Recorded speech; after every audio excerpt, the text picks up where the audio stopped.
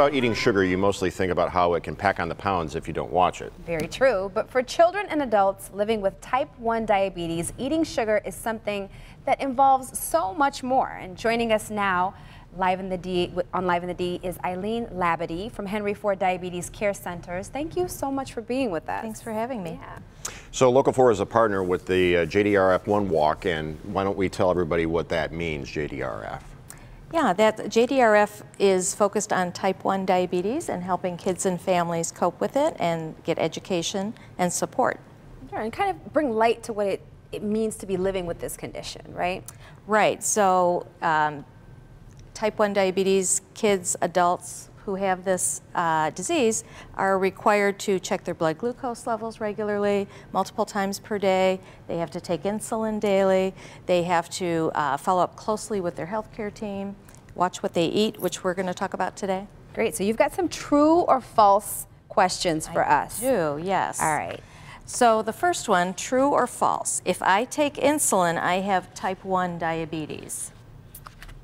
True. True. Well, that's true, but if you have type 2 diabetes, you may take insulin as well. Okay. So that's why they've gone to the terms type 1 and type 2, as opposed to, in the old days, they might have called it insulin dependent and non-insulin dependent, or juvenile and adult onset. So the insulin could be with either, but always with type 1. Always, okay. All right, so the second question, true or false? What do we win, by the way? I'll tell you later. It might be Apple. diet jelly. Yeah.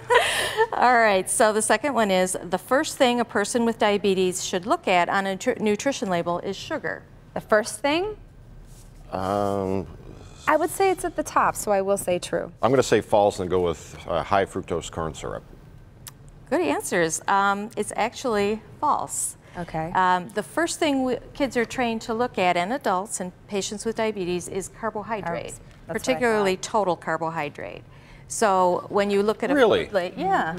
It's interesting. Pure sugar. Yes, and sugar's a kind of carbohydrate, so it makes sense that you would think that. When you look at a food label, you'll notice where it says total carbohydrate, underneath you'll see dietary fiber and sugars, so they are part of that total. Okay. I'm mind blown. I didn't know that. Yeah. I didn't know that there was a correlation between those two under the carbohydrate. You learn something new every day on the infotaining Live in the D. There you go. All right, question 3, true or false? I can eat as many sugar-free products as I want. I'm going to go with false. That sounds like, you know, nothing is absolute. Yeah. That's right, if it sounds too good to be true. And you're right, false is the answer to that, because sugar-free does not always mean carbohydrate-free. A lot of folks will, I'll have patients come in and they'll say, well, I found sugar-free pie, sugar-free candy, sugar-free cakes. Well, those are not just sugar. They have other ingredients that have a lot of calories and may have carbohydrate. Right. So eating as much as you want may not be a good thing. The other thing to keep in mind, some sweeteners, like they call them sugar alcohols, can cause GI upset, shall we say. So too much of those would not be a good thing. Okay. All right, we have some lunch boxes, yeah? Exactly. So I have lunch A and lunch B here. So the question is, which lunchbox is most appropriate for someone who has type 1 diabetes, A or B? Okay.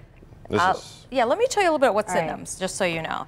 So the first one here has a good old peanut butter and banana sandwich on whole grain bread. Oh, man. I know. Peanut butter and banana sandwich. It's got a carton of milk. It's got a bag of vegetables, carrots and cucumbers, and then it's got a sugar-free Jell-O. Okay. Lunch B has a little container of hummus with some pita chips.